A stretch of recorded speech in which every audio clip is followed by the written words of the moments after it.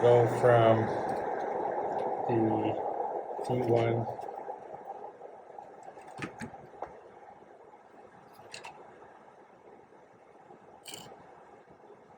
out to a connector that's going to go under it, and then wrap around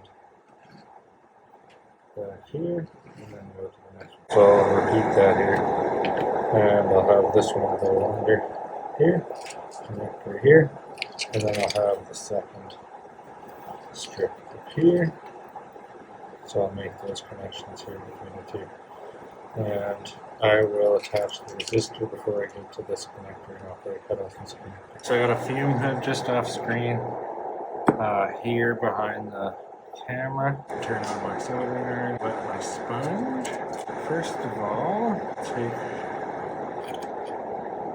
the resistor and we're gonna solder it here onto D2. Clean my soldering chip. And we'll test the solder. Not melting at all. So we're gonna have a little extra length because of the resistor on the green wire. Cut the whole end off. The red and white wires will be a little bit longer because they don't have the resistor attached. And then we'll use our wire strippers down to the smallest gauge here. So we'll leave 3 millimeters or so. Okay, we'll add the room here for the resistor.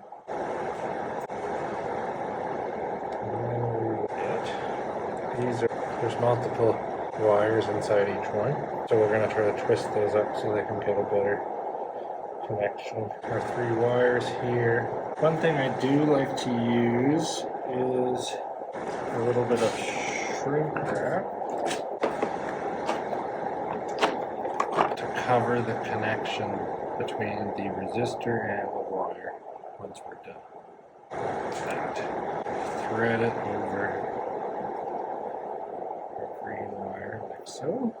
On our resistor we can snip the edge so that we just have a tiny bit sticking out. So we're going to, short, see if that matters. I think it'll cool off enough. We're going to try to heat up the contact and wire. It's going to be hard.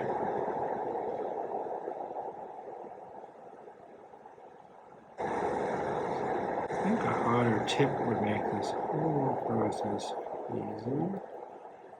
There we go. Sloppy, sloppy, sloppy. Now we are going to connect our green data wire. We should tin both, which means to coat them in solder.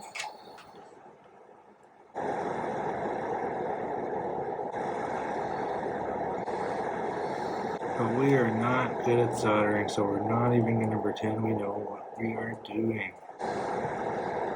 I'm going to change the tip on my soldering iron. The old stick in the new one. And we could also tape this down entirely.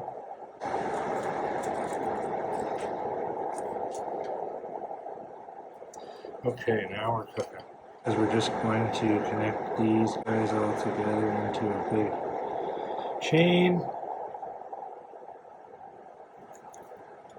And clean off our tip. How sloppy that is, but it should work. We're going to pull this over and heat it up. DeWalt 20-volt heat gun. Now we are going to connect our power wires. There's some tension on the wires here because of their different lengths, so I'm actually going to pull them apart altogether.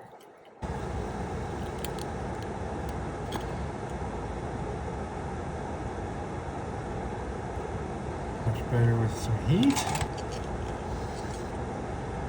Solder that one.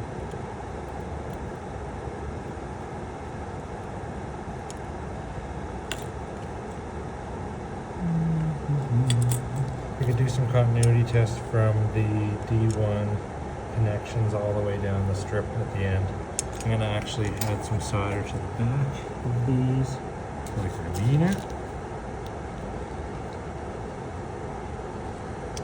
5-volt already went through, that's nice. Test fit this setup. Remember, this is going to go this way underneath it. You could see how you might want to connect it on the back instead of the front as well, because of that peeling up. But that should work. So we're just going to add the other connection here in this direction. I'll show you the fancy back method. So I'm using the X-Acto knife razor blade to expose those leads on the back.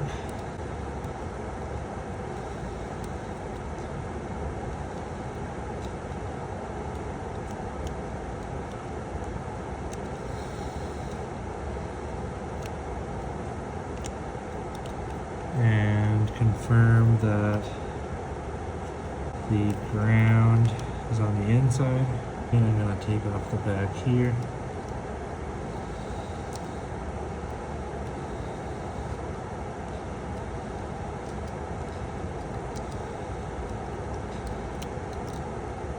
And expose those copper pads.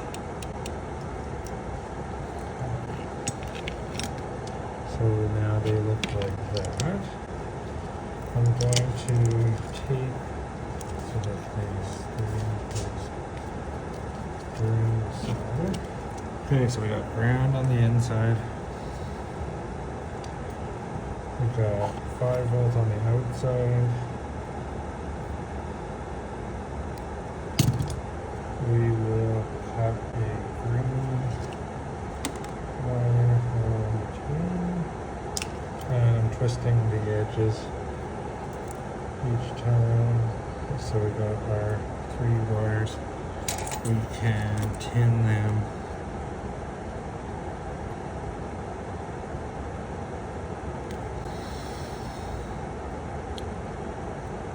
Reset up these pads. Now we can connect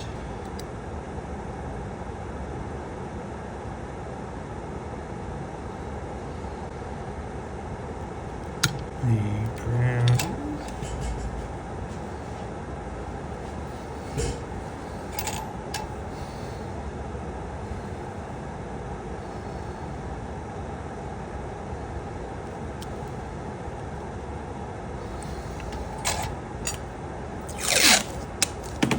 Take the whole thing down.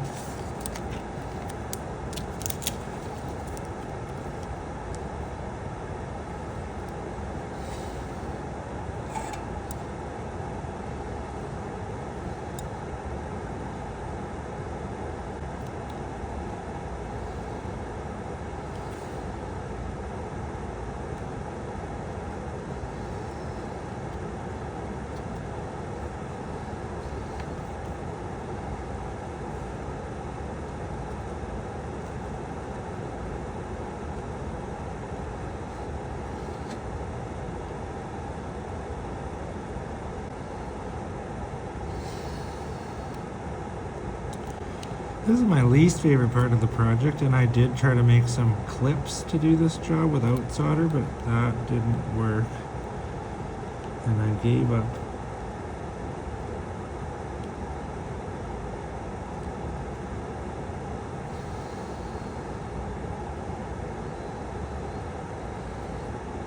Data line.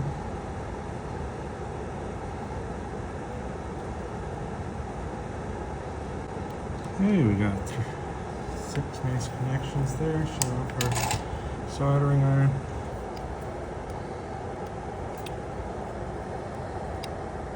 This can't quite get in.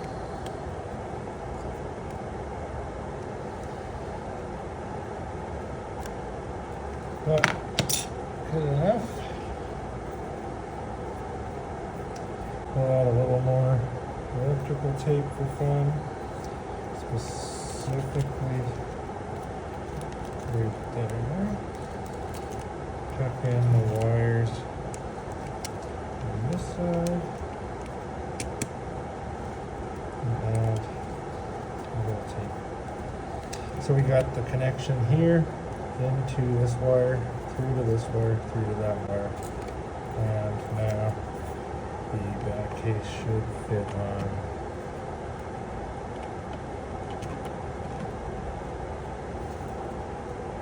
quite nicely.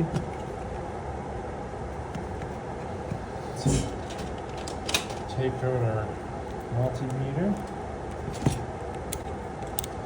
and set it to the continuity tester, and let's test the 5 volts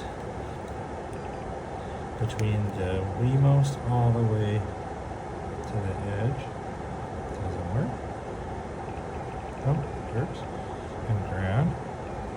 Good. And there's too many resistors on the data line. We could test the resistance across this one, but my experience is pretty reliable.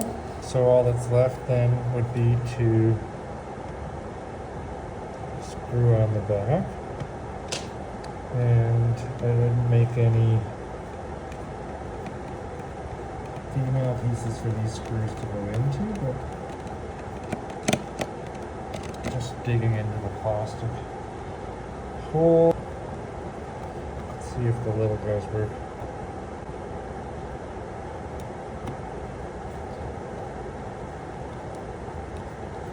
Nice to all 4, at least. There we go. Finished product, and now we'll flash it with the firmware by plugging it into the computer and putting on the firmware package that you've also downloaded with the 3D model electrical tape. There's just enough clearance for a pretty flat USB-A. I didn't put any LEDs on the back yet, but for now, there we go, the 4-digit clock. We're going to add the firmware.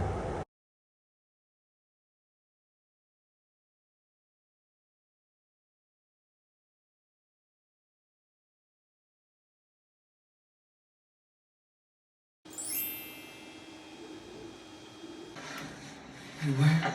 6-digit clock. Here's how it's constructed. I've already had one that's been soldered, but it's broken, so you can see. Turned on the soldering iron. I'm gonna wet the sponge. On this device, it is set up like this. These ribbons really snap in. They're wired the same. With a tighter fit, you barely or don't need electrical tape. There is actually enough room for each LED to fit into the square per session if you're really patient. We're gonna set the Wemost up like this.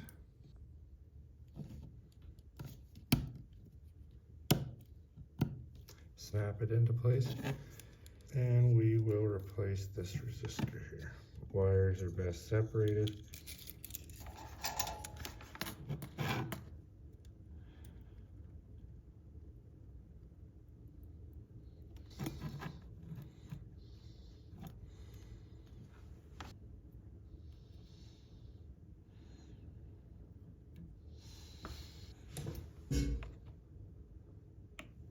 Bring the tubing.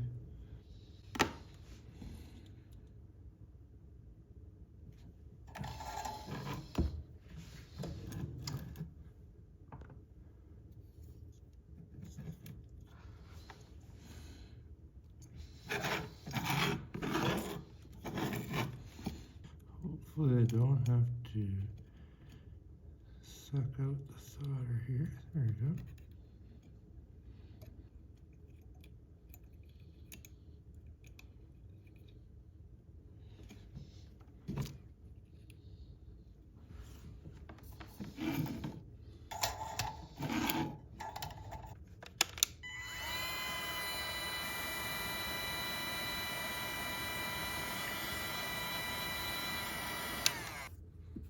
So there's the final unit. We'll check the contacts over here as well.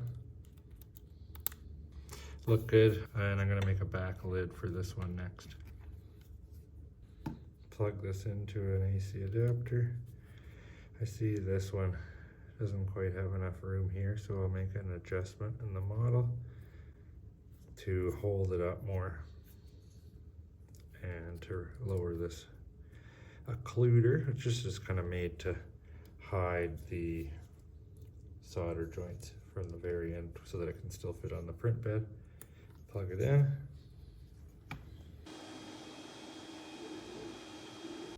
I'll shut off the light for effect.